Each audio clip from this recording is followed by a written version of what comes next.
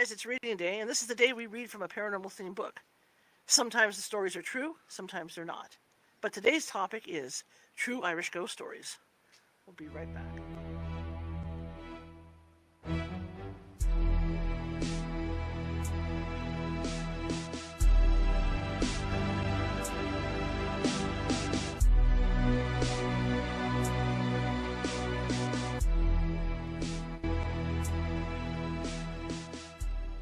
Grab your popcorn and snacks. Find a comfy spot, take a seat or lie down, and let me transport you to a place of fantasy, ghost stories, ancient legends, odd creatures, alien encounters, and other magical topics. You may even decide to join the conversation. From faraway lands to your own backyard, with a small dash of pixie dust, turn out the lights and open your minds. The journey is about to begin.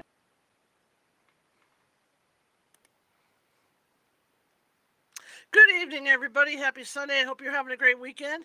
My name is Charlotte. I'm going to be your host for the next hour. I'm also the owner of the California Haunts Paranormal Investigation Team, based out of Sacramento.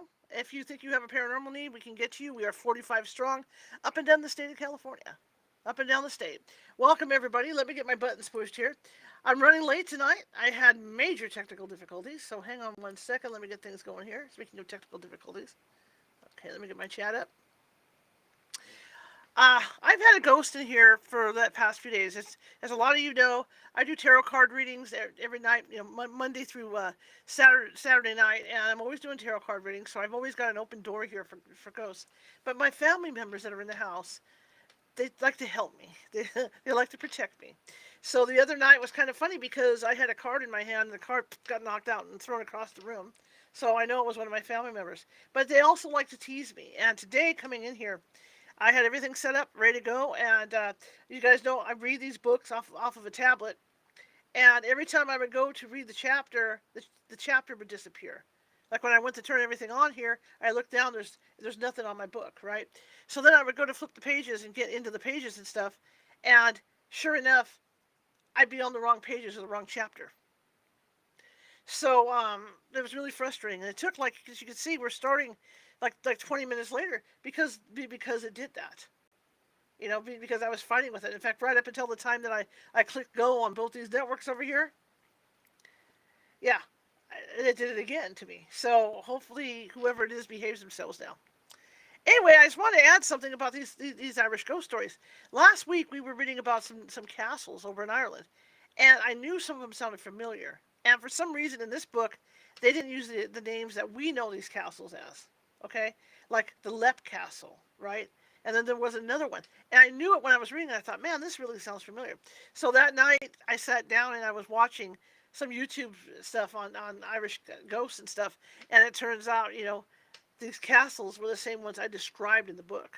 So it's kind of cool. It's kind of cool. All right, so without further ado, we're going to read for about an hour. And hope you guys enjoy it. These are true Irish ghost stories. And the book was written in the early 1900s. And this is why we can read these books live, because there's no copyright on them at all. So we're allowed to read them live without having an issue with it. So thank you very much for the heart me. I won't be able, when you guys do that, I won't be able to acknowledge you because obviously I'm reading and the screen, the typing's that little tiny. So, okay, I have old eyes. But I see I do have a moderator in there. So if you do gift, just like I have the 10 night stars set up, if you do gift, just know that my moderator will thank you for me, okay? My moderators will thank you for me. So here we go, True Irish Ghost Stories. Sorry we're 20 minutes late on it, but it happens. I had a lot of activity this week in this house. And it's normal, so I mean, Okay, so hopefully we left off at chapter 5. It shows I had chapter 4 marked, but we could always go back to chapter 4. So we're going to jump to chapter 5 here, okay? It's called Haunted Places. That houses are haunted, and apparitions frequently seen therein are pretty well established facts. The preceding chapters have dealt with this aspect of the subject, and in the view of this weight of evidence to prove the truth of the stories told in them, it would be hard for anyone to doubt that there is such a thing as a haunted house, whatever explanation may be given of haunting. We now turn to another division of the subject, the outdoor ghost, who haunts the roadways, country lanes, and other places. Skeptics on ghostly phenomena are generally pretty full of explanations when they are told of a ghost having been seen in a particular spot. and the teller may be put down as hyper-imaginative or as having been deluded by moonlight playing through the trees, while cases are not wanting where a reputation for temperance has been lost by a man telling his experiences of a ghost he happens to have met along some country lane. And the fact that there are cases where an imaginative and nervous person has mistaken for a ghost a white goat, or a sheet hanging on a bush, all these strengthens the skeptic's disbelief and makes him blind to the very large weight of evidence that can be arrayed against him. Some day, no doubt, psychologists and scientists will be able to give us a complete and satisfactory explanation of these abnormal apparitions. But at present, we're very much in the dark, and any explanation that may be put forward is necessarily of a tentative nature. The following story is sent by Mr. J. J. Crowley of the Munster and Leinster Bank, who writes as follows. The scene is outside Clonmel, on the main road leading up to a nice old residence on the side of the mountains called Blah Blah Lodge. I happened to be visiting my friends, 2 other bankmen. It was night, about 8 o'clock, moonless, and tolerably dark. And when within a quarter of a mile, or perhaps less, of a bridge over a small stream near the house, I saw a girl, dressed in white, wearing a black sash and long flowing hair, walk in the direction from me up the culvert of the bridge and disappear down the other side. At the time I saw it, I thought it most peculiar that I could distinguish a figure so far away, and thought a light of some sort must be falling on the girl, or that there were some people about and that some of them had struck a match. When I got to the place I looked about, but could find no person there. I related this story to my friends some time after arriving, and was then told that one of them had wakened up in his sleep a few nights previously and had seen an identical figure standing at the foot of his bed, and rushed in fright from his room, taking refuge for the night with the other lodger. They told the story to their landlady, and learned from her that this apparition had frequently been seen about the place, and was the spirit of one of her daughters who had died years previously, rather young, and who, previous to her own death, had gone about just as we described the figure we had seen. I had heard nothing of this story until I had seen the ghost, and consequently it could not be put down to hallucination or over-imagination on my part. The experiences of 2 constables of the Royal Irish Constabulary, while on dispatch duty one winter's night, in the early 1880s, has been sent to us by one of the men concerned, and provides interesting reading. It was a fine moonlit night with a touch of frost in the air, when these 2 men set out to march the 5 miles to the next barrack. Brisk walking soon brought them near their destination. The barrack, which they were approaching, was on the left of the road, and facing it on the other side was a whitethorn hedge. The road at this point was wide, and as the 2 constables got within 50 yards of the barrack, they saw a policeman. You know what? We read this. Let me skip up to 6, okay? See, it did not come up where it was marked, so just bear with me. Now I know where we're at. And it's not the book. It's just I had it marked, and it just kept moving from where I had it. So hang on. Let's hit the next chapter. I'm sorry about that. I knew it because I couldn't figure out where we were at because all my markings were gone too. Someone's been messing with me. So give me a minute. Then I'll give you a full hour, I promise. Give you a full hour. I knew it. I knew that was going to happen. So we're just going to go on until we reach the chapter. This was a long chapter too. We already read this chapter. Such is the day. Had a great lunch. Had a great meeting today. Got a lot accomplished. Just hang on. Bear with me. I was wondering where we were, see? Oh, there's my mark right there. Really? I don't know why there's a mark here.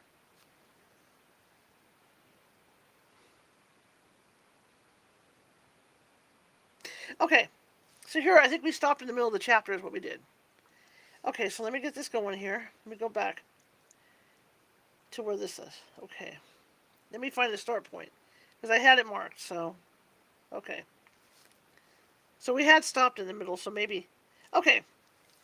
The following story, this is the correct place we're supposed to be. That's what I mean. I went in, and we were in the wrong place because it kept moving it. So, okay, the following story, which has been sent by as a personal experience by Mr. William Mackay of Strabane, is similar in many ways to an extraordinary case of retrocognitive vision, which occurred some years ago to two English ladies who were paying a visit to Versailles. Okay, I remember reading about this too, and who published their experiences in a book called An Adventure. Mr. McKay writes, "It was during the severe winter of the Crimean War, when indulging in my favorite sport of wildfowl shooting, that I witnessed the following strange scene. It was bitterly cold night towards the end of November and beginning of December. The silvery moon had sunk in the west shortly before midnight. The sport had been all that could be desired, when I began to realize that the blood was frozen in my veins, and I was on the point of starting for home, when my attention was drawn to the barking of a dog close by, which was followed in a few seconds by the loud report of a musket, the echo of which had scarcely died away in the silent night, when several musket shots went off in quick succession. This seemed to be the signal for a regular full state of musketry, and it was quite evident from the nature of the firing that there was an attack and defense. For the life of me, I couldn't understand what it all meant. I think we read this, but I think this leads into where we left off, okay? For the life of me, I could not understand what it all meant. Not being superstitious, I did not for a moment imagine it was supernatural. Notwithstanding that, my courageous dog was crouching in abject terror between my legs. Beads of perspiration began to trickle down from my forehead, when suddenly there arose a flame as if a house were on fire. But I knew from the position of the blaze, which was only a few hundred yards from where I stood, that there was no house there, or any combustible that would burn. And what perplexed me most was to see pieces of burning thatch and timber sparks fall hissing into the water at my feet. When the fire seemed at its height, the firing appeared to weaken, and when the clear sound of a bugle floated out on the moonlit air, it was suddenly ceased, and I could hear distinctly the sound of cavalry coming at a canter, their accoutrements jingling quite plainly on the frosty air. In a very short time they arrived at the scene of the fight. I thought an eternity until they took their departure, which they did at the walk. It is needless to say that although the scene of this tumult was on my nearest way home, I did not venture that way, as, although there are many people who would say that I never knew what fear was, I must confess on this occasion I was thoroughly frightened. At breakfast, I got a good sound rating from my father for staying out so late. My excuse was that I fell asleep and had a horrible dream, which I related. When I finally finished, I was told that I had been dreaming with my eyes open, that I was not the first person who had witnessed that strange sight. He then told me the following narrative. It was towards the end of the 17th century that a widow named Sally Mackey and her three sons lived on the outskirts of the little settlement of the Mackeys. A warrant was issued by the government against the three sons for high treason, the warrant being delivered for execution to the officer in command of the infantry regiment stationed at Lifford. A company was told off for the purpose of effecting the arrest, and the troops set out from Lifford at 11 p.m. The cottage home of the Mackeys was approached by a bridle path, leading from the main road to Derry, which only permitted the military to approach in single file. They arrived there at midnight, and the first intimation the inmates had of danger was the barking and then the shooting of the collie dog. Possessing, as they did, several stand of arms, they opened fire on the soldiers as they came in view and killed and wounded several. It was the mother, Sally McKay, who did the shooting, the sons loading the muskets. Whether the cottage went on fire by accident or design was never known. It was only when the firing from the cottage ceased and the door was forced open that the officer in command rushed in and brought out the prostrate form of the lady, who was severely wounded and burned. All the sons perished, but the soldiers suffered severely, a good many being killed and wounded. Okay?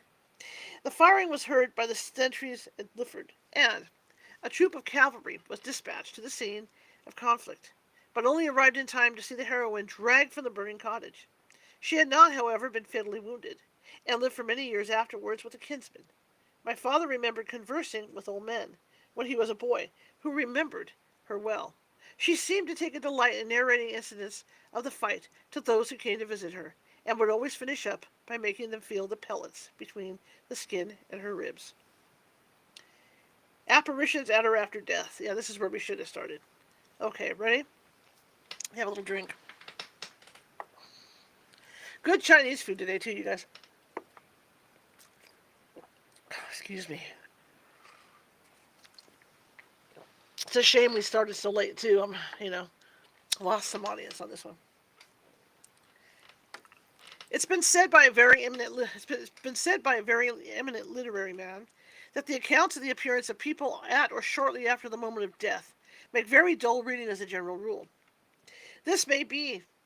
They are certainly not so lengthy or full of detail as the accounts of haunted houses, nor could such be expected.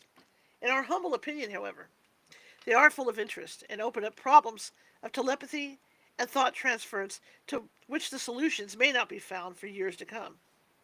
That people have seen the image of a friend or relative at the moment of dissolution, sometimes in the ordinary garb of life, sometimes symbolical accompaniments, or that they have been made acquainted in some abnormal manner with the fact that such a one has passed away, seems to be demonstrated beyond all reasonable doubt. But we would hasten to add that such appearances are not proof of existence after death, nor can they be regarded in the light of special interventions or of a merciful providence. Were they either, they would surely occur more often. The question is, why do they occur at all? As it is, the majority of them seem to happen for no particular reason, and are often seen by persons who have little or no connection with the deceased. Not by their nearest and dearest, as one might expect. It is supposed that they are veridical hallucinations, i.e., ones which correspond with objective events at a distance, and are caused by telepathic impact conveyed from the mind of an absent agent to the mind of the recipient. From their nature, they fall under different heads. The majority of them supposedly occur at what may most conveniently be described as the time of death, though how closely they approximate in reality to the instant of the great change, it is impossible to say. So we have divided this chapter into three groups. 1. Appearances at the time of death, as explained above. 2. Appearances clearly after the time of death. And 3.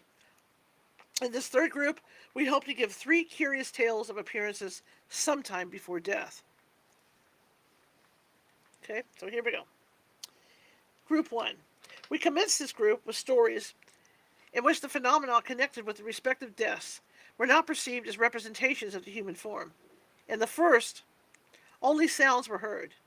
It is sent as a personal experience by the Archdeacon of Limerick, Very Reverend J. A. Hayden, LLD. In the year 1879, there lived, in the picturesque village of Adair, at a distance of about 8 or 9 miles from my residence, a district inspector named Flavin, with whom I enjoyed a friendship of the most intimate and fraternal kind. At the time I write of, Mrs. Blah was expecting the arrival of the third child. She was a particularly tiny and fragile woman, and much anxiety was felt as to the result of the impending event. He and she had very frequently spent pleasant days at my house, with all the apartments of which they were thoroughly acquainted, a fact of importance in this narrative. On Wednesday, October 17th, 1879, I had a very jubilant letter from my friend, announcing that the expected event had successfully happened on the previous day, and that all was progressing satisfactorily. On the night of the following Wednesday, October 22nd, I retired to bed at about 10 o'clock. My wife, the children, and 2 maidservants were all sleeping upstairs, and I had a small bed in my study, which was on the ground floor. The house was shrouded in darkness, and the only sound that broke the silence was the ticking of the hall clock. I was quietly preparing to go to sleep, when I was much surprised at hearing, with the most unquestionable distinctness, the sound of light, hurried footsteps, exactly suggestive of those of an active, restless young female, coming in from the hall door, and traversing, the hall. They then apparently, with some hesitation, followed the passage leading to the study door, on arriving at which they stopped. I then heard the sound of a light, agitated hand, apparently searching for the handle of the door. By this time, being quite sure that my wife had come down and wanted to speak to me, I sat up in bed and called to her by her name, asking what was the matter. And there was no reply, and the sounds had ceased. I struck a match, lighted a candle, and opened the door. No one was visible or audible. I went upstairs, found all the doors shut, and everyone asleep. Greatly puzzled, I returned to the study and went to bed, leaving the candle alight. Immediately, the whole performance was circumstantially repeated, but this time the handle of the door was grasped by the invisible hand and partly turned, then relinquished. I started out of the bed and renewed my previous search with equally futile results. The clock struck 11, and from that time all disturbances ceased. On Friday morning, I received a letter stating that Mrs. Blah had died at about midnight on the previous Wednesday. I hastened off to Adair and had an interview with my bereaved friend. With one item of our conversation I will close. He told me that his wife sank rapidly on Wednesday, until, when night came on, she became delirious. She spoke incoherently, as if revisiting scenes and places once familiar. She thought she was in your house, he said, and was apparently holding a conversation with you, as she used to keep silence at intervals, as if listening to your replies. I asked him if he could possibly remember the hour at which the imaginary conversation took place. He replied that, curiously enough, he could tell it accurately, as he had looked at his watch, and found the time between 10:30 and 11 o'clock, the exact time of the mysterious manifestations heard by me. A lady sends the following personal experience. I had a cousin in the country who was not very strong, and on one occasion she desired me to go to her and accompany her to K. blah blah. I consented to do so, and arranged a day to go and meet her. This was in the month of February. The evening before I was to go, I was sitting by the fire in my small parlor at about 5 p.m. There was no light in the room except what proceeded from the fire. Beside the fireplace was an armchair, where my cousin usually sat when she was with me. Suddenly, that chair was illuminated by a light so intensely bright that it actually seemed to heave under it, and seemed as though the remaining of the room remained in semi-darkness. I called out in amazement, "What has happened to the chair?" In a moment the light vanished, excuse my allergies, and the chair was as before. In the morning, I heard that my cousin had died about the same time that I saw the light. We now come to the ordinary type, i.e. where a figure appears. The following tale illustrates a point we have already alluded to, namely that the apparition is sometimes seen by a disinterested person, and not by those whom would naturally expect to see it. A lady writes as follows. At Island McGee is a no-head lonin. So long, hilly, narrow road, bordered on either side by high thorn hedges and fields. 20 years ago, when I was a young girl, I used to go to the post office at the no-head on Sunday mornings, down to the lonin, taking the dogs for the run. On Sunday, as I got to the top of the hill on my return journey, I looked back and saw a man walking rapidly after me, but still a good way off. I hastened my steps, for the day was muddy, and I did not want him to see me in a bedraggled state. But he seemed to come on so fast as to be soon close enough behind me, and I wondered why he did not pass me. So on we went, I never turning to look back. At about a quarter of a mile further on, I met A.B. on Dick Spray, on her way to church on Sunday school, and stopped to speak to her. I wanted to ask who the man was, but he seemed to be so close that I did not like to do so, and expected he had passed. When I moved on, I was surprised to find he was still following me, while my dogs were lagging behind, with downcast heads and drooping tails. I then passed a cottage where C.D. was out feeding her fowls. I spoke to her, and then feeling that there was no longer anyone behind, looked back, and saw the man standing with her. I would not have paid any attention to the matter had not A.B. been down at our house that afternoon, and I casually asked her, "Who was the man who was just behind me when I met you on Dick Spray?" "What man?" she said, and, noting my look of utter astonishment, added, "I give you my word I never met a soul but yourself, from the time I left home till I went down to No Head Lonin." Next day, C.D. came to work for us, and I asked her who was the man who was standing beside her after I passed her on Sunday. "Nobody," she replied. "I saw nobody but yourself." It all seemed very strange, and so they thought too. About 3 weeks later, news came that C.D.'s only brother, a sailor, was washed overboard that Sunday morning. The following story is not a first-hand experience, but is sent by the gentleman to whom it was related by the recipient. The latter said to him, "I was sitting in this same chair I am at present, one evening when I heard a knock at the door. I went myself to see who was there, and on opening the door saw my old friend PQ standing outside with his gun in his hand. I was surprised at seeing him, but asked him to come in and have something. He came inside the porch into the lamplight and stood there for a few minutes. Then he muttered something about being sorry he had disturbed me, and that he was on his way to see his brother, Colonel Q, who lived about a mile farther on. Without any further explanation, he walked away towards the gate into the dusk. I was greatly surprised and perplexed, but as he had gone, I sat down again by the fire. About an hour later another knock came to the door, and I again went out to see who was there. On opening it, I found PQ's groom holding a horse, and he asked me where he was, as he had missed his way in the dark, and did not know the locality. I told him, and then asked him where he was going and why, and he replied that his master was unalived, and at his own house about 9 miles away, and that he had been sent to announce the news to Colonel Q. Okay. Miss Grain of Grain Park, County, Tipperary, relates a story which was told her by the late Miss Blah Blah, sister of a former dean of Cashel.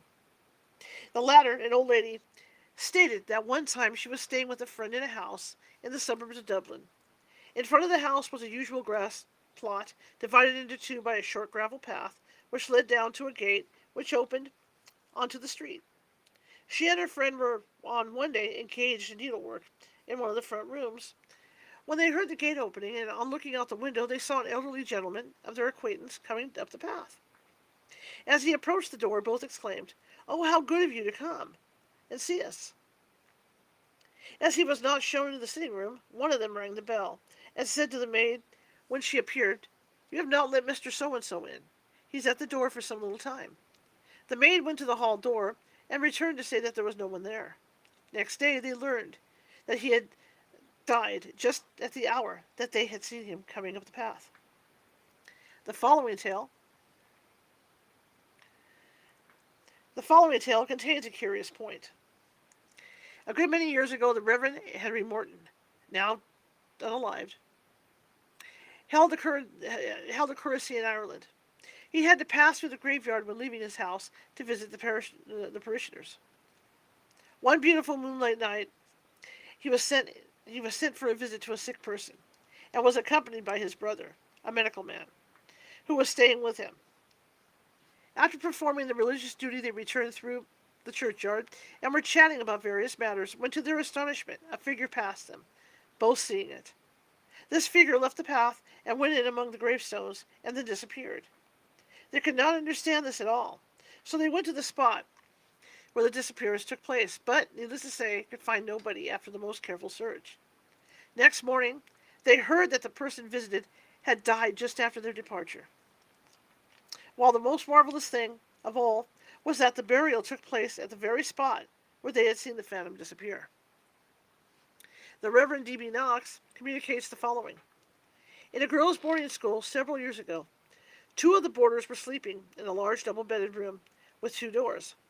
About 2 o'clock in the morning, the girls were awakened by the entrance of a tall figure in clerical attire, the face of which they did not see.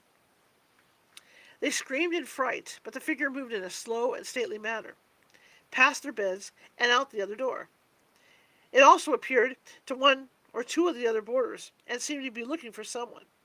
At length, it reached the bed of one who was evidently known to it. The girl woke up and recognized her father. He did not speak, but gazed for a few moments at his daughter, and then vanished. Next morning, a telegram was handed to her, which communicated the sad news that her father had died on the previous evening, at the hour when he appeared to her. Here is a story of a very old type. It occurred a good many years ago. A gentleman named Miller resided in County Wexford, while his friend and former schoolfellow lived in the north of Ireland. This long friendship led them to visit at each other's houses from time to time, but for Mr. Miller there was a deep shadow of sorrow over these otherwise happy moments. For, while he enjoyed the most enlightened religious opinions, his friend was an unbeliever. The last time they were together, Mr. Scott said, "My dear friend, let us promise that whichever of us shall die first shall appear to the other after death, if it's possible. Let it be so if God will, replied Mr. Miller. One morning, sometime after, about 3 o'clock, the latter was awakened by a brilliant light in his bedroom. He imagined that the house must be on fire, when he felt what seemed to be a hand laid on him, and heard his friend's voice say distinctly, "There is a God, just but terrible in his judgments," and all again was dark. Mr. Miller at once wrote down his remarkable experience. 2 days later, he received a letter announcing Mr. Scott's death, on the night and at the hour that he had seen the light in his room. The above leads us on to the famous Beresford ghost, which is generally regarded as holding the same position relative to Irish ghosts that Dame Alice Kytiller used to hold with respect to Irish witches and wizards. The story is so well known, and has been published so often, that only a brief allusion is necessary, with the added information that the best version is to be found in Andrew Lang's Dreams and Ghosts, chapter Silver Library edition. Lord Tyrone appeared after death one night to Lady Beresford at Gill Hall, in accordance with the promise, as in the last story, made in early life. He assured her that the religion, as revealed by Jesus Christ, was the only true one. Okay, guys, now, don't anybody turn me into the internet police. All right? Don't turn me into the internet police on this. That's all I ask, okay? This is an old book. I'm trying to clean it up as I go. All right? Remember? Early 1900s, this thing was published. All right? He assured her that the religion as revealed by Jesus Christ was the only true one. Both he and Lady Beresford had been brought up thus. Told her that she was enceinte. Never even heard of that. Enceinte. And would bear a son. Oh, pregnant. Okay. And also foretold of a second marriage, and the time of her death, in proof. Whereof he drew the bed hangings through an iron hook, wrote his name in her pocketbook, and finally placed a hand cold as marble on her wrist, at which the sinews shrunk up. To the day of her death, Lady Beresford wore a black ribbon round that wrist, that was taken off before her burial, and it was found the nerves were withered, and the sinews shrunken, as she had previously described to her children. Okay. Now we move to group 2.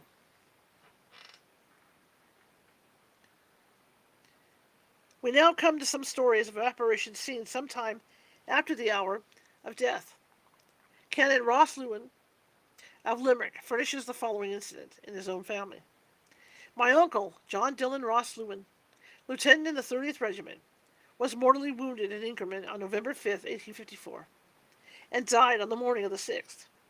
He appeared that night to his mother, who was then on a visit to County Limerick, intimating his death and indicating where the wound was.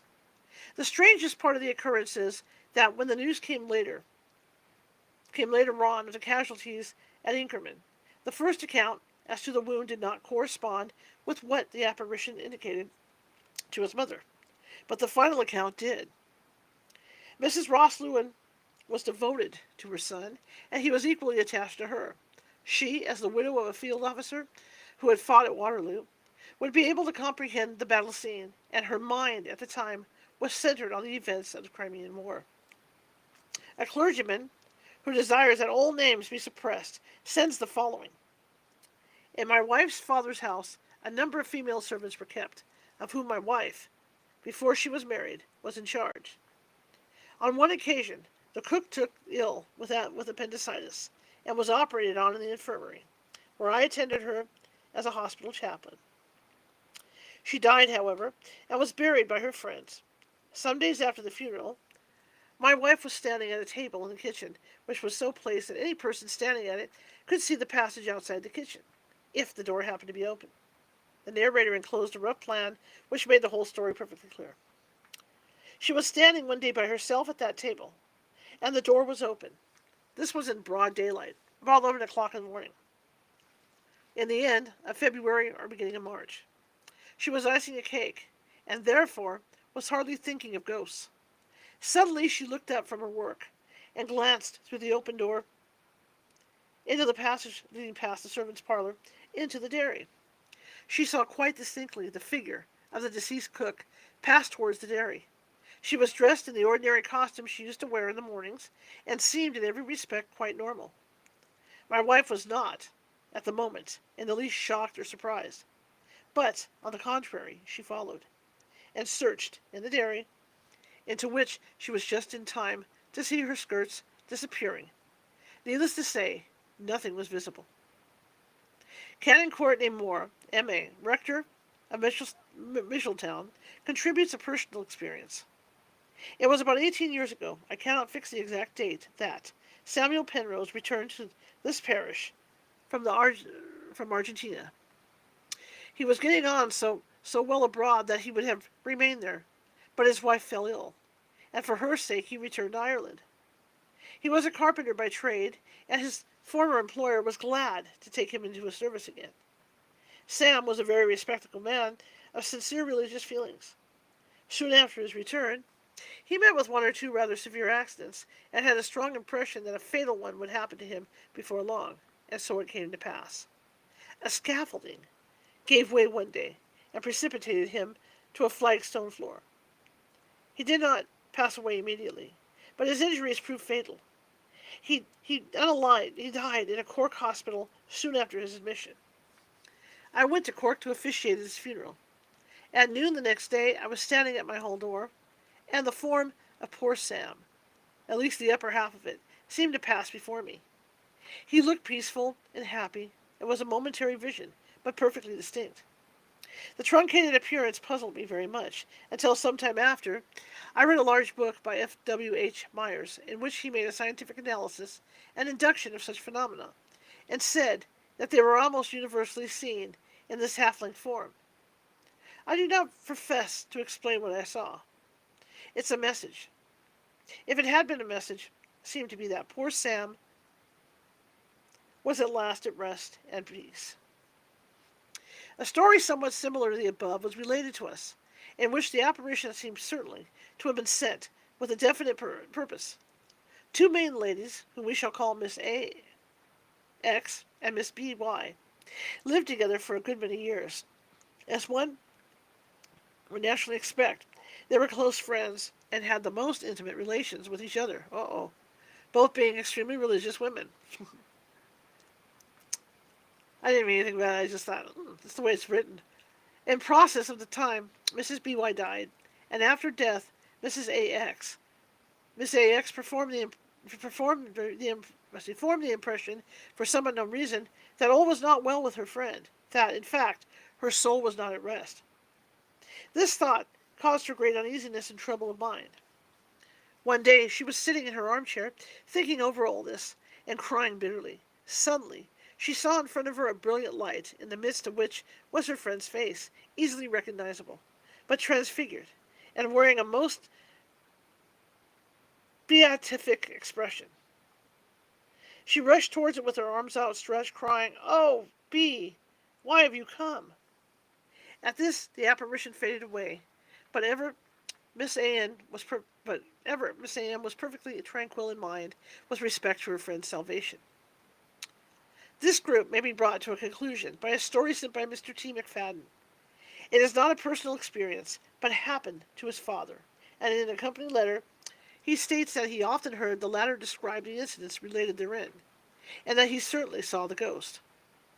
The island of Inisherin, which is the scene of the story, is one of the most picturesque islands on the Donegal coast. With the islands of Gola and Inisherin, it forms a perfectly natural harbor and safe anchorage for ships during storms.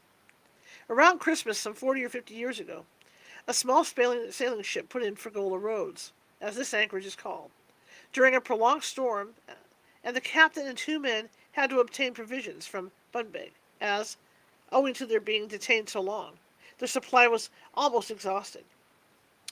They had previously visited the island on several occasions, and made themselves at home with the people from the mainland who were temporarily resident on it. The old bar, at its best, was never very safe for navigation, and this evening it was in its element, as with every storm it presented one boiling, seething mass of foam. The inhabitants of the island saw the frail small boat boat from the ship securely inside the bar, and prophesied some dire calamity should the captain and the two sailors venture to return to the ship that night. But the captain and his companions, having secured sufficient provisions, decided, as far as I can remember the story, even in spite of the entreaties of those on shore, to return to the ship. The storm was increasing, and what with their scanty knowledge of the intricacies of the channel, and the darkness of the night, certain it was the next morning their craft was found washed ashore on the island, and the body of the captain was discovered by the first man who made the round of the shore looking for logs or timber, or other useful articles washed ashore from wrecks. The bodies of the two sailors were never recovered, and word was sent immediately to the captain's wife in Derry, who came in a few days and gave directions for the disposal of her husband's corpse. The island was only temporarily inhabited by a few people who had cattle and horses grazing there for some weeks in the year. And after this catastrophe, they felt particularly lonely and sought refuge from their thoughts by all spending the evening together in one house. This particular evening, they were all seated round the fire having a chat when they heard steps approaching the door. Though the approach was fine, soft sand, yet the steps were audible as if coming on hard ground. They knew there was no one on the island, save the few who were sitting quietly round the fire. And so, in eager expectation, they faced round to the door. What was to their amazement when the door opened, and a tall, broad-shouldered man appeared and filled the whole doorway. And that man, the captain, who had been buried several days previously. He wore the identical suit in which he had often visited the island, and even the cheese cutter cap, so common a feature of seafaring men's apparel, was not wanting. All were struck dumb with terror, and a woman who sat in a corner opposite the door exclaimed in Irish in a low voice to my father, "Oh God, Patrick, there's the captain." My father, recovering from the first shock, when he saw feminine courage finding expression in words, said in Irish to the apparition, "Come in." They were so certain of the appearance that they addressed him in his own language, as they had invariably talked Irish in the district in those days. But no sooner had he uttered the invitation than the figure, without the least word or sign, moved back and disappeared from their view. They rushed out, but could discover no sign of any living person within the confines of the island. Such is the true account of an accident, by which 3 men lost their lives, and the ghostly sequel, in which one of them appeared to the eyes of 4 people, 2 of whom are yet alive, and can vouch for the accuracy of the narrative. Group 3. We now come to the third group of this chapter, in which we shall relate 2 first-hand experiences of tragedies being actually witnessed sometime before they happened, as well as a reliable second-hand story of an apparition being seen 2 days before the death occurred. The first of these is said by a lady, the recipient, who desires that her name be suppressed with it, as was enclosed by a letter from a gentleman who stated that he could testify to the truth of the following facts. The morning of May 18th, 1902, was one of the worst that ever dawned in Killarney.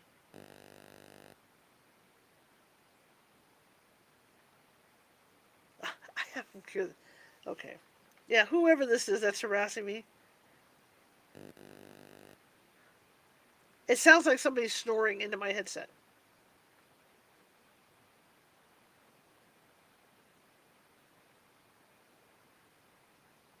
That is so weird. Okay.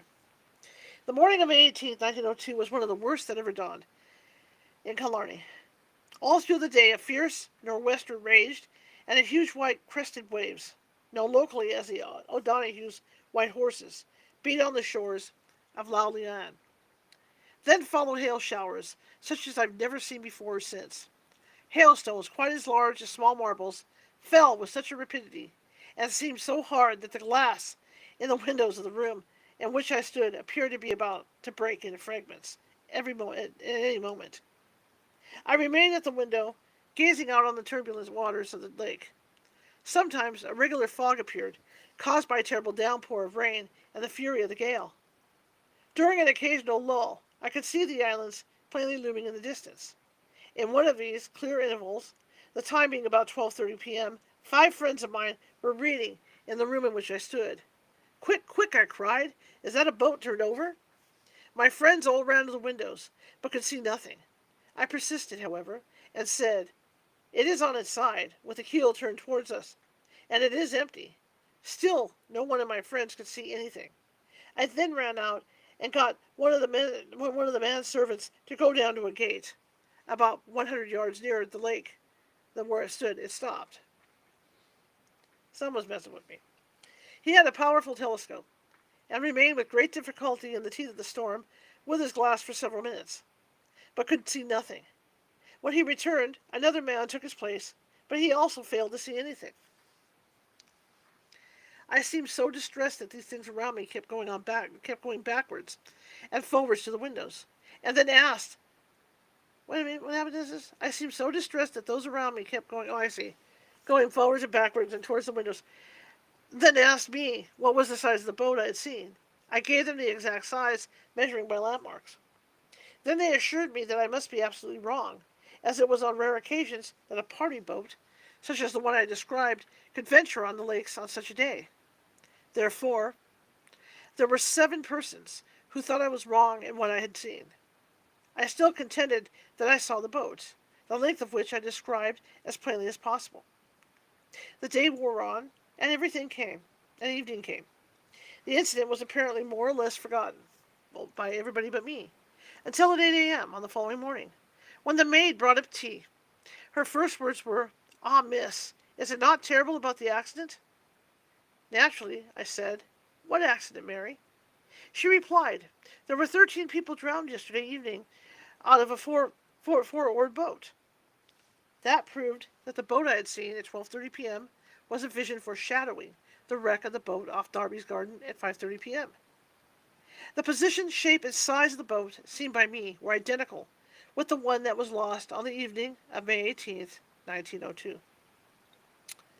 The second story relates how a lady witnessed a vision, shall we call it, of an unaliving a week before this terrible deed was committed.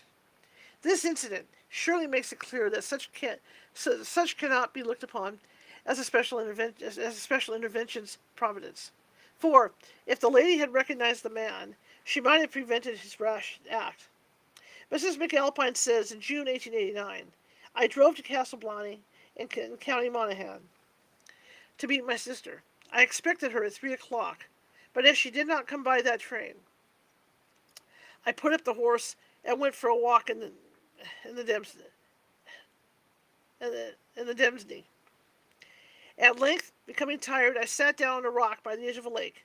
My attention was quite taken up with the beauty of the scene before me, and it was a glorious summer's day.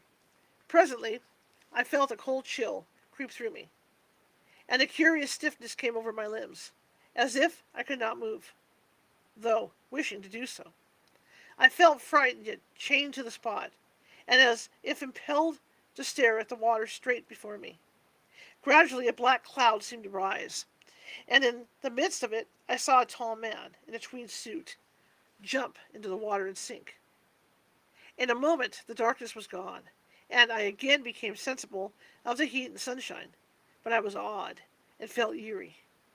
This happened around June 25th, and on July 3rd, a Mr. Blah Blah Blank, a bank clerk, unalived himself by drowning himself in the lake. Okay.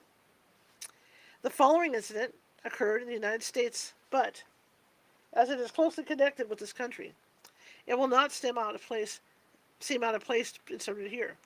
It is sent by Mr. Richard Hogan as the personal experience of his sister, Mrs. Mary Murnane, and is given in her own words.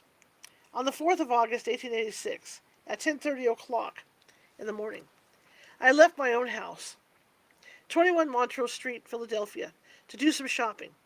I had not proceeded more than 50 yards when, on turning the corner of the street, I observed my aunt approaching me within 5 or 6 yards. I was greatly astonished, for the last letter I had gotten from home, Limerick, stated that she was dying of consumption. But the thought occurred to me that she might have recovered somewhere and come out to Philadelphia. This opinion was quickly changed as we approached each other, for our eyes met, and she had the color of one who had risen from the grave. I seemed to feel my hair stand on end, for just as we were about to pass each other, she turned her face towards me, and I gasped, "My God, she's dead, and is going to speak to me." But no word was spoken, and she passed on. After proceeding a short distance, I looked back, and she continued on to Washington Avenue, where she disappeared from me. There was no other person near me at the time, and being so close, I was well able to note what she wore. She held a sunshade over her head, and the clothes, hat, etc., were those I knew so well before I left Ireland. I wrote home telling what I had seen, and asking if she was dead. I received a reply saying she was not dead at the date I saw her, but and it ends right there. But it passed away. Okay, we're just going to go with that. But it passed away. I'm just going to finish it. This is why things have been so weird. I go here, and then it's blank. I don't know what the heck's going on. All right, next chapter: Banshees and Other Death Warnings. That's weird. That snore sounds like my dog sleeping. Kind of makes me nervous. Hi, Pamela. Okay, Banshees. Guys, I'm going to go check my dog, okay? Let me go check my dog. I'll be right back, because that snore sounds like her. All right, we're reading about this stuff. I will be right back. Let me go check her, because that makes me nervous.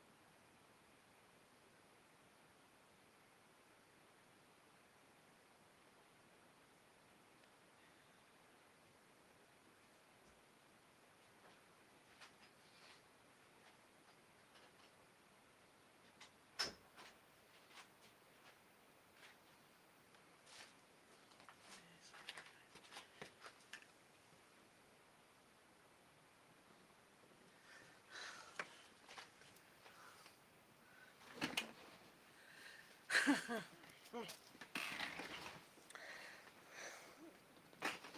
we go.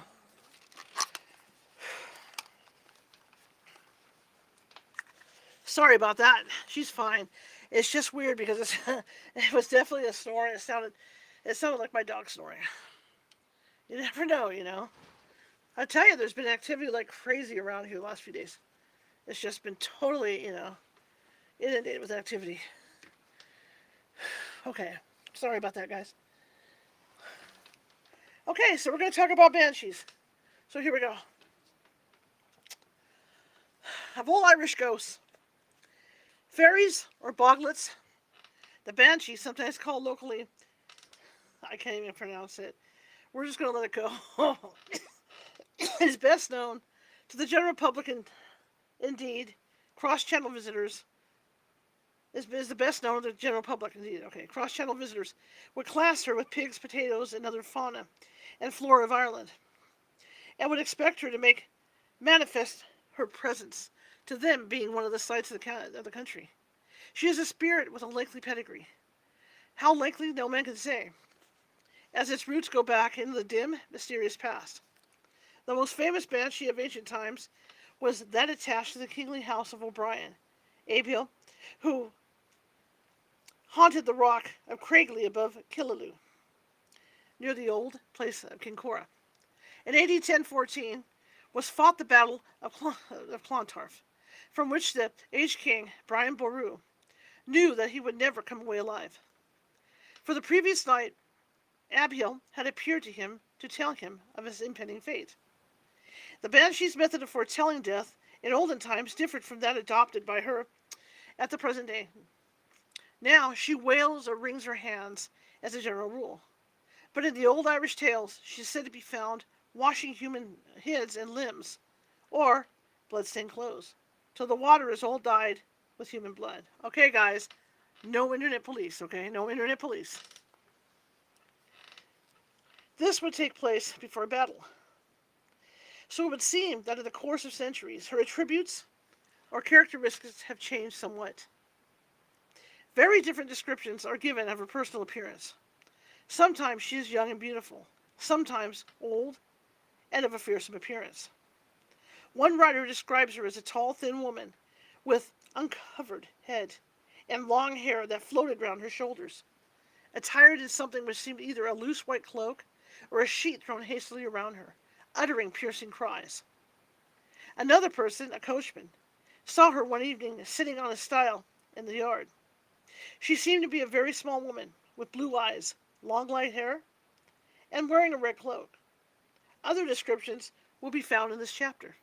By the way, it does not seem to be true that the banshee exclusively follows families of Irish descent, for the last incident in reference to the death of a member of a County Galway family, English by name and origin.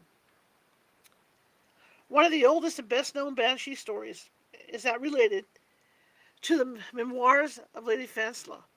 In 1642, her husband, Sir Richard, and she chanced to visit a friend, the head of an Irish sept, who resided in his ancient baronial castle, surrounded with a moat.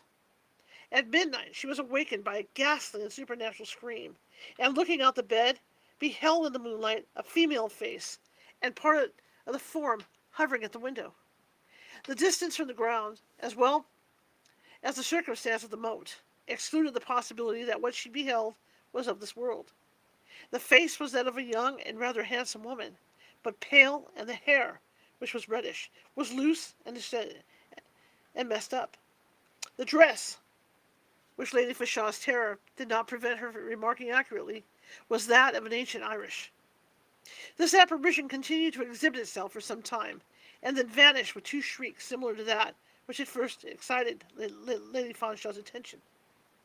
In the morning, with infinite terror, she communicated to her host what she had witnessed, and found him prepared not only to credit, but to account for the superstition. "A near relation of my family," said he, "expired last night in this castle. We disguised our certain expectation of the event from you, lest it should throw a cloud over the cheerful reception which was your due. Now, before such an event happens in this family or castle, the female spectre whom you have seen is always visible.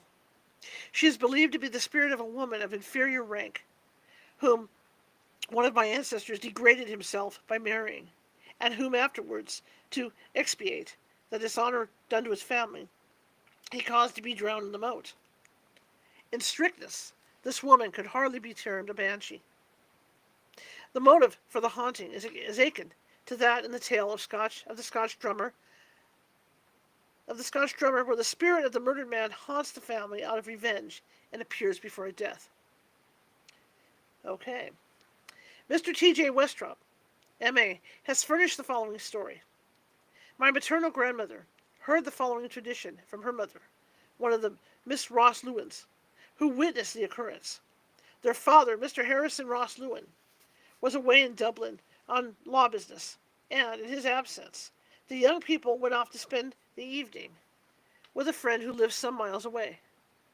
The night was fine and lightsome as they were returning, save at one point where the road ran between trees on high hedges not far from the west of the old church of Kilchrist.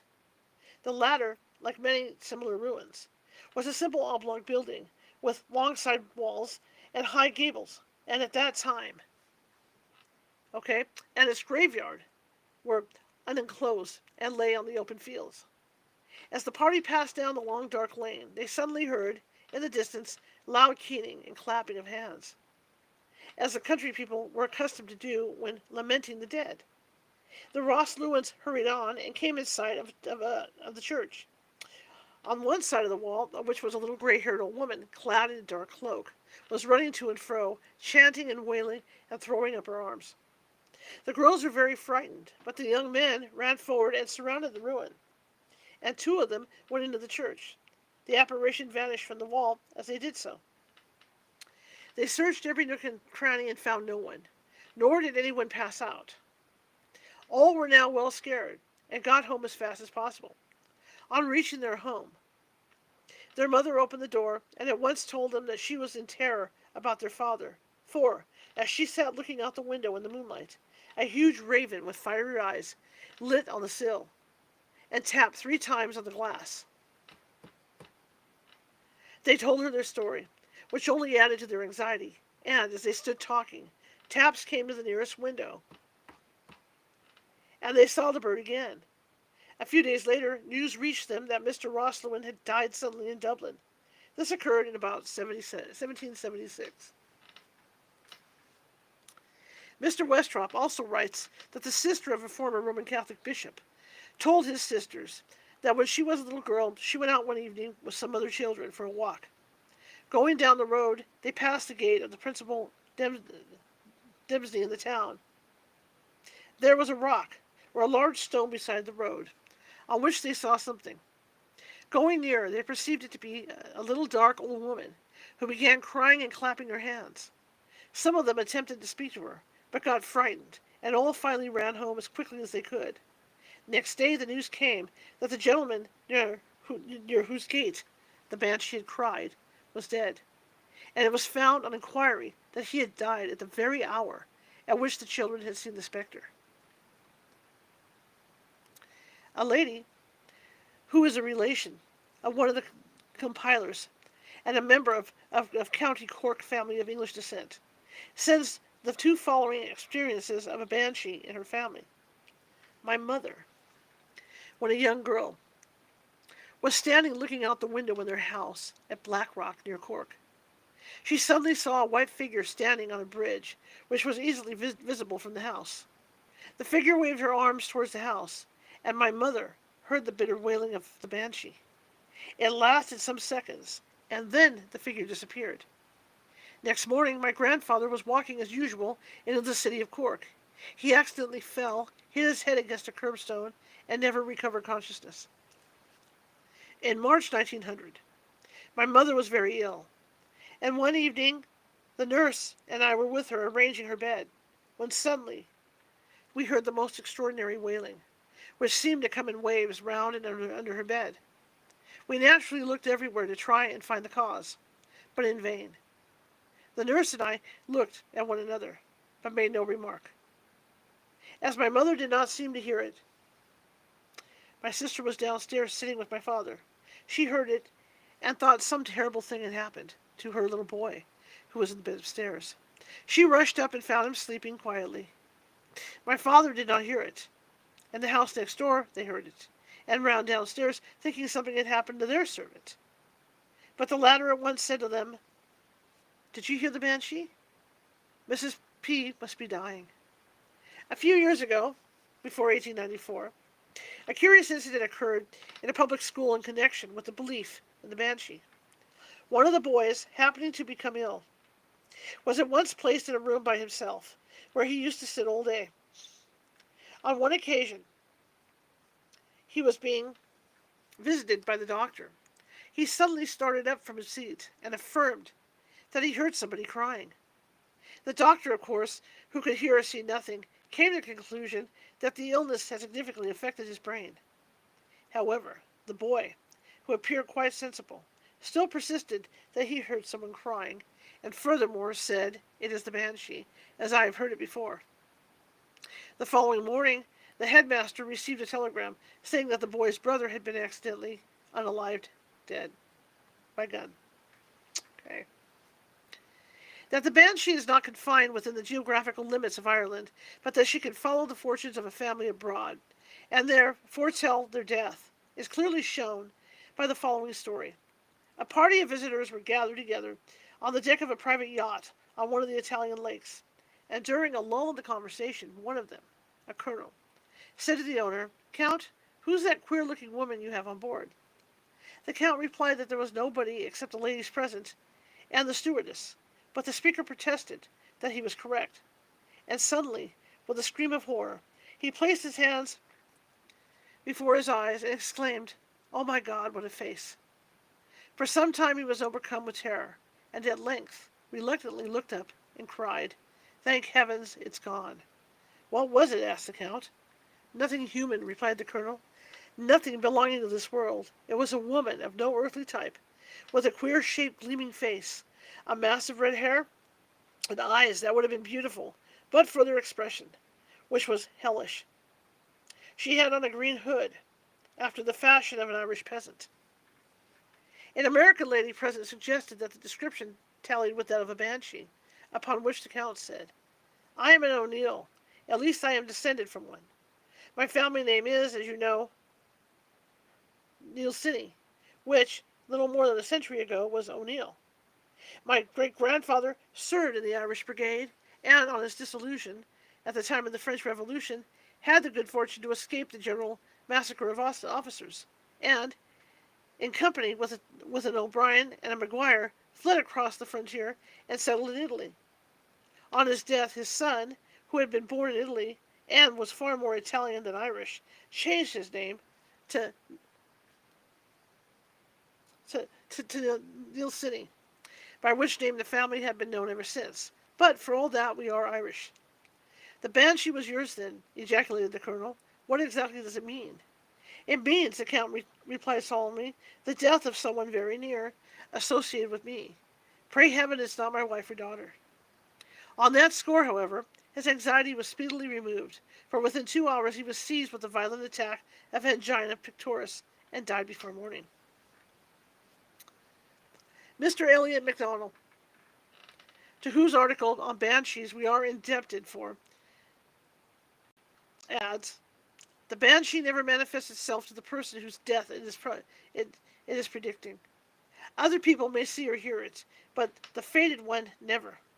So that when everyone present is aware of it but one, the fate of that one may be regarded as pretty well certain." We must now pass on from the subject of the banshees to the kindred of the headless coaches, the belief in which is widespread through the country. Apparently, these dread vehicles must be distinguished from the phantom coaches, of which numerous circumstantial tales are also told. The first are harbingers of death, and in this connection are very often attached to certain families. The latter appear to be spectral phenomena, pure and simple, whose appearances does not necessarily portend evil or death. "At a house in County Limerick," writes Mr. T.J. Westrop, "occurred the remarkable attested apparition of the headless coach in June 1806, when Mr. Ralph Westrop, my great-grandfather, lay dying. The story was told by his sons, John William and Ralph, to their respective children, who told it to me. They had sent for the doctor, and were awaiting his arrival in the dusk. As they sat on the steps, they suddenly heard a heavy rumbling, and saw a huge dark coach drive into the paved court before the door. One of them went down to meet the doctor, but the coach swept past him, and drove down the avenue, which went straight between the fences and hedges to a gate. Two of the young men ran after the coach, which they could hear rumbling before them, and suddenly came full tilt against the avenue gate. The noise had stopped, and they were surprised at not finding the carriage. The gate proved to be locked, and when they at last awoke the lodgekeeper, he showed them the keys under his pillow. The doctor arrived a little later, but could not do anything for the sick man, and he died a few hours afterwards. Two other good stories come from County Clare. One night in April 1821, two servants were sitting up to receive a son of the family, Cornelius O'Callaghan, who had traveled in vain for his health, and was returning home. One of them, Halloran, said that the heavy rumble of a coach roused them. The other servant, Burke, stood on the top of the long flight of steps with a lamp, and sent Halloran down to open the carriage door. He reached out his hand to do so, saw a skeleton looking out, gave one yell, and fell in a heap. When the badly scared Burke picked himself up, there was no sign or sound of any coach. A little later, the invalid arrived, so exhausted that he died suddenly in the early morning. On the night of December 11th, 1876, a servant of the McNamara's at was going his rounds at Ennistimon, a beautiful spot in a wooded glen with a broad stream falling in a series of cascades. In the dark, he heard the rumbling of wheels on the back avenue, and, knowing from the hour and place that no mortal vehicle could be coming, concluded that it was the death coach, and ran on, opening the gates before it. He had just time to open the third gate and throw himself on his face beside it, when he heard a coach go clanking past. On the following day, Admiral Sir Burton McNamara died in London.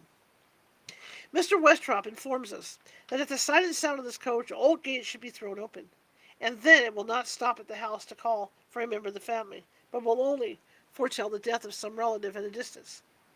We hope our readers will carefully bear in mind this simple method of averting fate.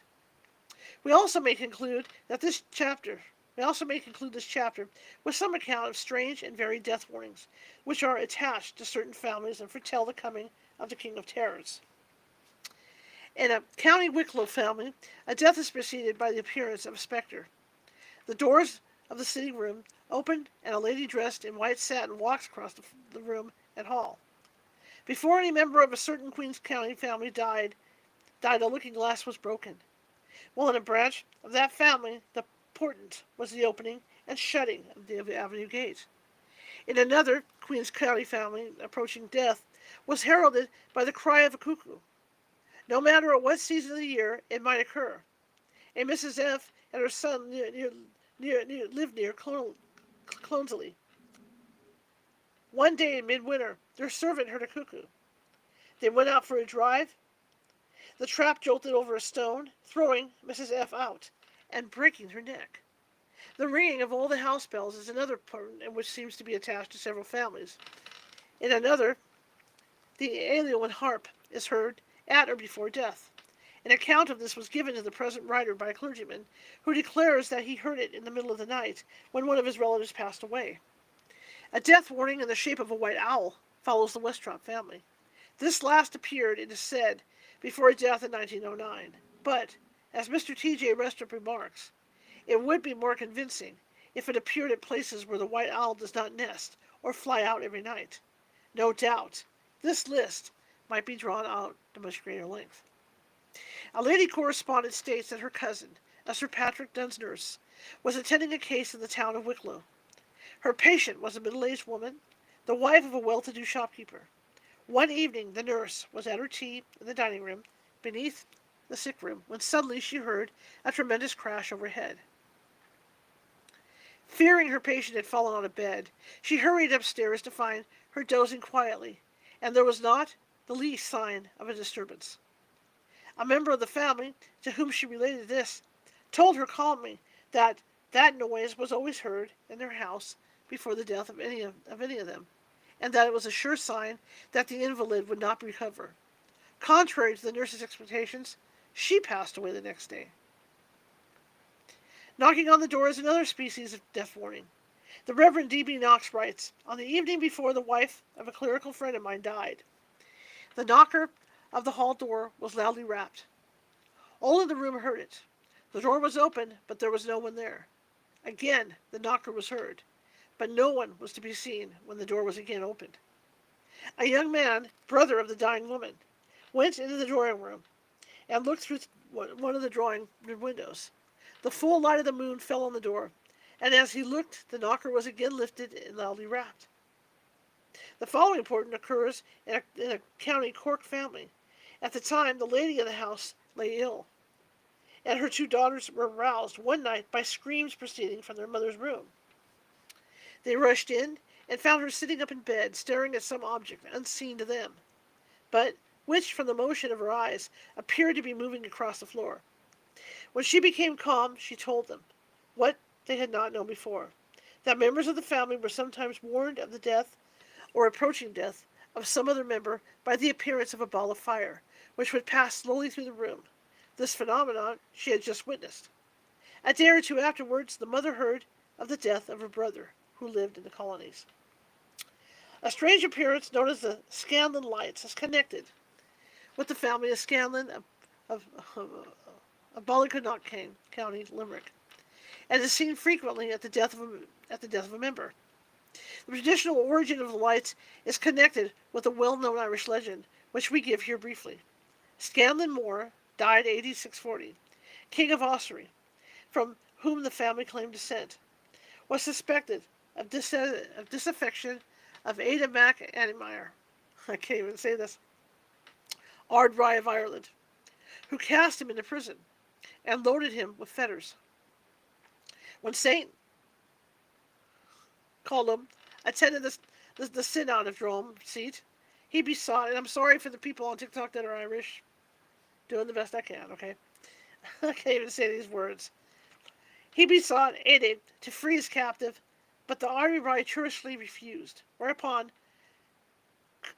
Columcille declared that he should be freed, and that very night he should unloose his brogues. Columcille went away, and that night a bright pillar of fire appeared in the air, and hung over the house where Scanlan was imprisoned. A beam of light darted into the room where he lay, and a voice called to him, bidding him rise and shake up his fetters. In amazement he did so, and was led out past his guards by an angel. He made his way to Columcille, with whom he was to continue that night. And as the saint stooped down to unloose his brogues, Scanlan anticipated him, as he had prophesied. Okay.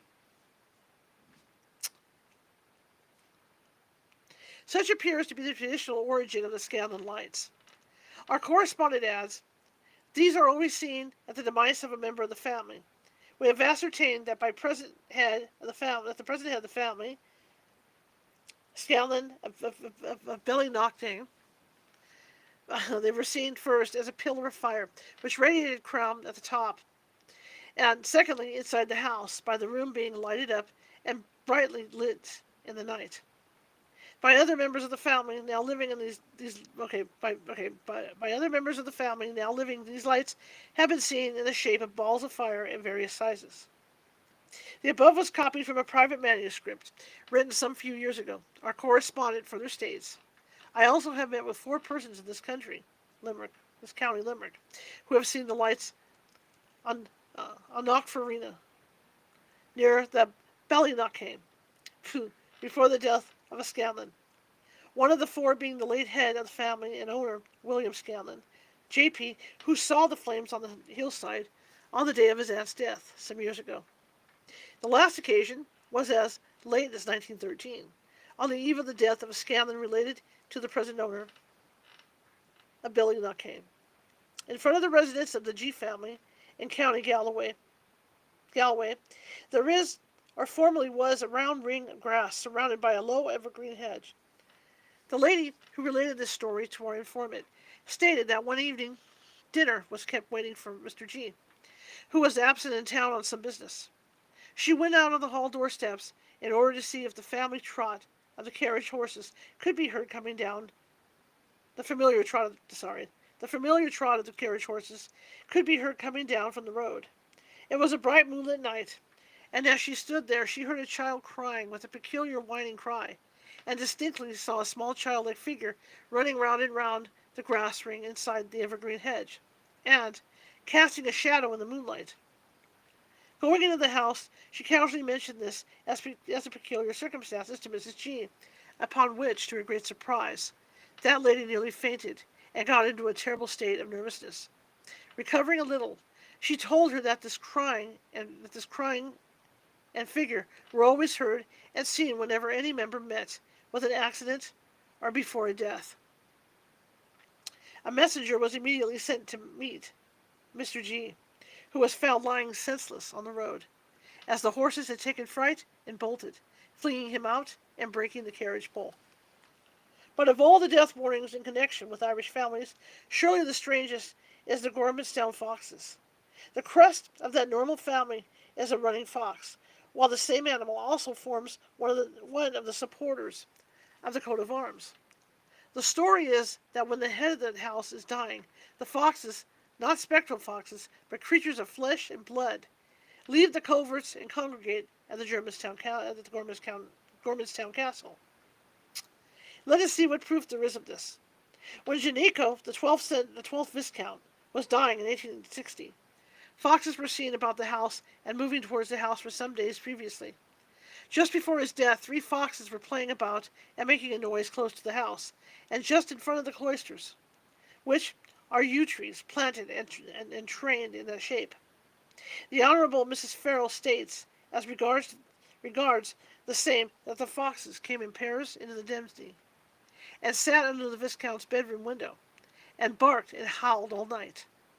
Next morning, they were to be found crouching about in the grass in front and around the house. They walked through the poultry and never touched them. After the funeral, they disappeared. At the death of Edward the 13th Viscount in 1876, the foxes were also there. He had been rather better one day, but the foxes appeared, barking under the window, and he died that night, contrary to expectation. On October 28, 1907, Jenico, the 14th Viscount, died in Dublin. About 8 o'clock that night, the coachman and gardener saw 2 foxes near the chapel close to the house, 5 or 6 more around the front of the house, and several crying in the cloisters.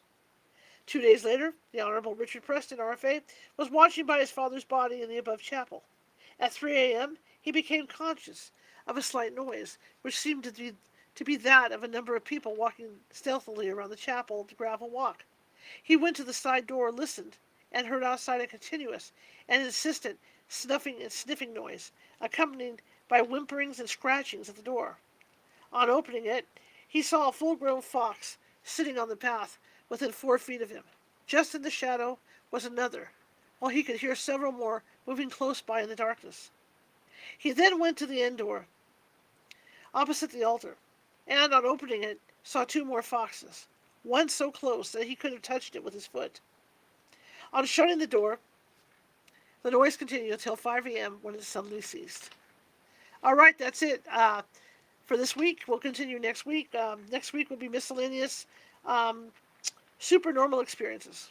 Okay? So, thank you, everybody. I appreciate you being patient today. Like I said, I had technical issues, and I had paranormal stuff going on. Obviously, I mean, that snore that I heard coming through the headphones was exactly the sound of my dog when she snores. So I wanted to make sure she was okay, because that's the kind of day it's been. But I thank you all, and Nancy will be back with us on Friday. We got a great topic planned for Nancy, and so she'll be back with us Friday, and we're going to start getting this show going during the week more, but we're getting organized. And as I said, I had a very productive meeting with my manager and my producer, and we got a nice list of stuff and nice projects that we're going to be doing, trying to keep track of how we want to do them and things like that. So everything's getting ready to launch. So just be on the lookout for all that stuff. So I will see you guys tomorrow night over here on TikTok. I'll see you guys tomorrow night, 7 p.m. Pacific, for some 3-card readings and some other fun. And then the C app, I'll see you as well. And yeah, come on over. If you're over on the other 2 apps, if you're over on Book of Face and Tube of You, come on over and visit us at TikTok at California Haunts, and we'll be there tomorrow, 7 p.m. Pacific. All right, so we're going to close the shows out, and so just give me a second, and I'm going to close out Facebook and all this, and we're going to call it a night. Here we go, guys. Thank you so much, Pamela. Thank you, Marisa. It was fun. By the way, the dog was okay when I checked her. Okay, so here we go. Close it out, and out.